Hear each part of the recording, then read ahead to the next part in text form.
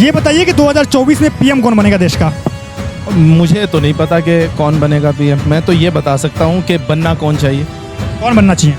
वो लोग बनने चाहिए जो इस मुल्क के संविधान, इस मुल्क के आईन पर भरोसा रखते हों, इस मुल्क के संविधान को मानते हों और ये मानते हों कि इस मुल्क की जो गंगा जमनी तहजीब है, उस गंगा जमनी तहजीब को तहजीब बरकरार रखा जाए। किसी एक ख़ास मज़हब, किसी एक ख़ास मसलक, किसी एक ख़ास कौम और किसी एक ख़ास कम्युनिटी के हाथों में मुल्क को ना दे दें। इसलिए कि ये वो मुल्क है जहाँ पर एक तरफ भगत सिंह जी शहीद होते हैं इस मुल्क की आज़ादी के लिए, तो वहीं पर वीर अब्दुल हमीद भी अपनी कुर्बानियाँ देते हैं। ठीक है, मोदी जी संविधान को मानते हैं कि नहीं, ये बताइए। कहने को तो कहते हैं कि मानते हैं, लेकिन आपकी नज़र में? मैं सिर्फ इतना कहूँगा कि जो लोग संविधान को मानते हों वो कभी ये नहीं कहेंगे कि हम टोपी देख के पहचान लेते हैं कि कौन मुजरिम है, किन्होंने गुनाह किया है, कौन ये आतंकवादी हैं। जो लोग संविधान को मानते हैं वो ये नहीं कहते। वो मतलब आप ये आरोप लगा रहे हैं कि बीजेपी वाले हैं ना, जो बीजेपी पार्टी के जो लोग हैं, वो टोपी देख के है ना कहते हैं कि आतंकवादी है, मुस्लिम देख लिया उन्होंने कहते हैं कि आतंकवादी है। आप ये कह रहे हैं? बिल्कुल, मैं ये इसलिए कह रहा हूँ, ये सबूतों के आधार पर कह रहा हूँ, क्योंकि बीजेपी नेताओं को जब हम देखते हैं तो वो इस तरह की बातें करते हुए नजर आते हैं। और वो जैसे कभी कहेंगे कि पाकिस्तान चले जाओ। कौन कहते हैं बात? क्यों हमारे उत्तर प्रदेश के मुख्यमंत्री क्या नाम है जी उनका? योगी जी, मान्यवर आदित्यनाथ योगी। आदित्यनाथ जी, आपने उनका बयान नहीं सुना?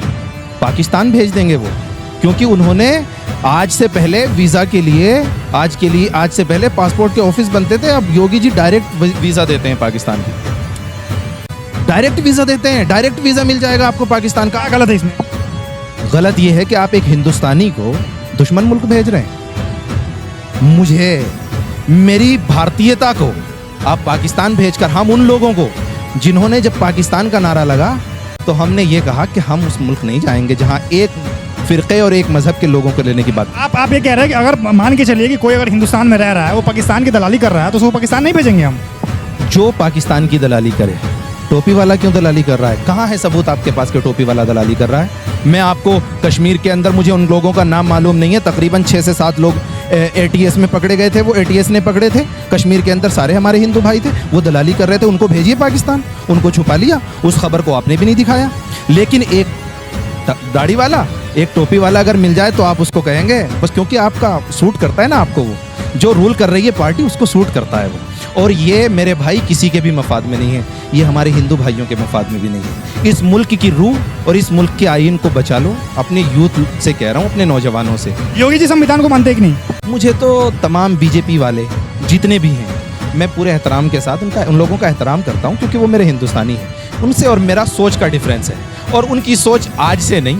आप ज़रा जाइए 1925 के अंदर, 1925 में जब उन्होंने एक पार्टी का ओथ लिया जिसको हम और आप RSS कहते हैं, RSS का आइन मानते हैं वो, और RSS का क्या आइन है वो आप बता दें?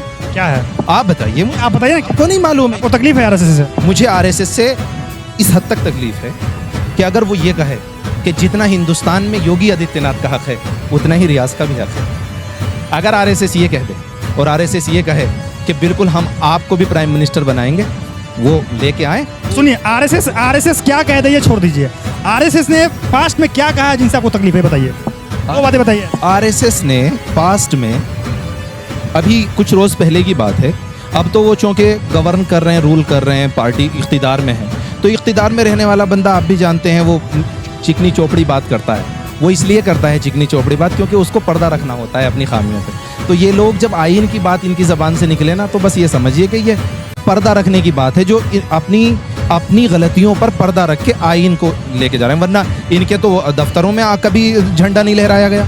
RSS को पसंद नहीं करते हैं ना आप? RSS इस बात को मानते हैं कि नहीं? क्या नागपुर के अंदर कभी हिंदुस्तान का ये जो तिरंगा जो यहाँ इतना खूबसूरत लग रहा है, कभी नागपुर के अंदर लहराया गया है?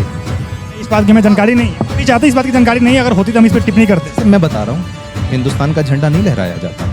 कश्मीर में पहले लहराया जाता था। कश्मीर में जो लोग हिंदुस्तान को नहीं मानते उनको जेलों के अंदर डालिए, और उनके हम साथ कहाँ हैं? लेकिन उनके साथ नहीं है, बिल्कुल नहीं है, बिल्कुल नहीं है। लेकिन सुधर गए वो लोग।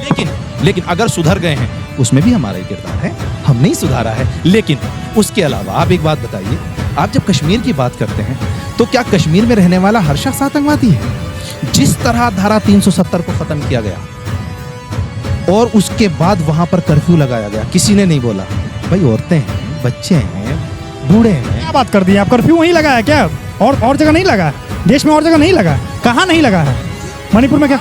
हाँ, मैं कितने दिन का? कहाँ भाई? तकरीबन 3 से 4 महीने वहां घरों से नहीं निकलने दिया गया लोगों को। क्यों? मैं ये नहीं कह रहा हूं कि जो पत्थरबाज हैं उनको आप खुला रहने दीजिए, उनको पकड़िए और जेलों में डालिए। अब पत्थरबाज अगर वहां पनप रहा है तो ये किसकी कमी है? इस खामी पर आप मीडिया वाले क्यों नहीं बोलते? मुझसे सवाल पूछेंगे कि वो पत्थर क्यों मार रहे हैं। अरे वहां की पुलिस से पूछिए कि ये आजाद क्यों घूम रहे हैं। वहां की हुकूमत से पूछिए, उस बीजेपी की हुकूमत से पूछिए जो महबूबा मुफ्ती के साथ गवर्नमेंट बनाती है। वहां महबूबा मुफ्ती वो जो ये कहती है कि हम इसको धारा 370 खत्म की गई, हम इसको नहीं मानते। महबूबा मुफ्ती वो जो भारत का हिस्सा नहीं मानती कश्मीर को, उसके साथ इख्तिदार में कौन बैठा? 370 से आप खुश है कि नहीं बताइए? मैं 370 से अगर तो कश्मीरी लोगों को ऑन खुश है या नहीं? हाँ या ना? हाँ या ना मतलब आप भी बिल्कुल बस एक लाइन में दीजिए। भी बिल्कुल वही बात कर रहे हैं जो आजकल इख्तिदार में रहने वाले लोग के वो कहते हैं ना कि या तो फला फला कहना होगा, वरना मैं खुल के क्या बोलूं। इस घर को देखिए खुल के ही बोलना चाहिए, हाँ या ना? तो आग लग गई घर के चिराग से। हंसाऊं तो बगावत है, रुलाऊं तो बगावत है, समझ में कुछ नहीं आता कि छेड़ू दास्तां कैसे। क्या बताऊं इस मुल्क का, किस तरह बताऊं? खुश नहीं है? जब आई ना, मैं अपने मुल्क से बहुत खुश हूँ, इस मुल्क की जनता से। 370 से खुश है कि नहीं है बताइए? 370 से मुझे खुशी है, लेकिन मुझे ज़्यादा खुशी तब होती जब कश्मीर के लोगों को ऑन बोर्ड लेकर कश्मीर के प्रो इंडिया लीडरों को, जो इंडिया को संविधान पे यकीन रखते हैं, उनको बिठाया गया होता, उनसे बात की गई होती, उनको बताया गया होता, उनको एतमाद में लिया गया होता। उनको भी आपने जो है घरों में कैद कर दिया, उसके बाद उन्होंने भी बयान दिया। कम से कम उनको तो ले लेते आप, उनसे तो बात कर लेते। अच्छा उन्हें नहीं, महबूबा मुफ्ती को तो बुला लेते जिनके साथ इख्तिदार में थे।